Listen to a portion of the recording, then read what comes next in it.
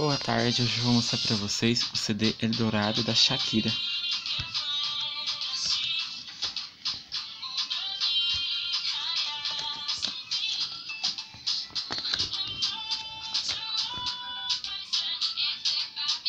Alguns agradecimentos e as letras.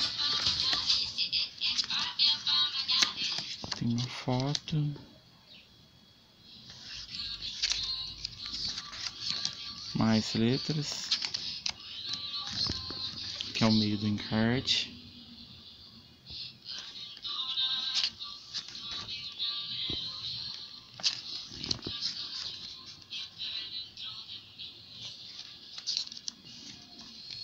Aqui são os créditos, já no final do encarte.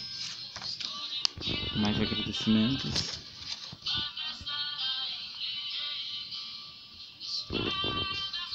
Essa foto linda. E essa daqui. Vocês podem reparar que os três últimos álbuns de 2010, 14 e 2017 tem toda essa vibe dourada. Meio amarela, acho que ela gosta muito.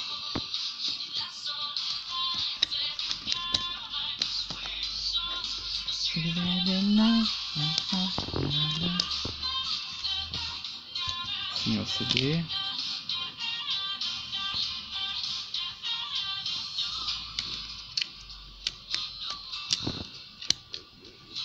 Aqui é atrás, com as faixas.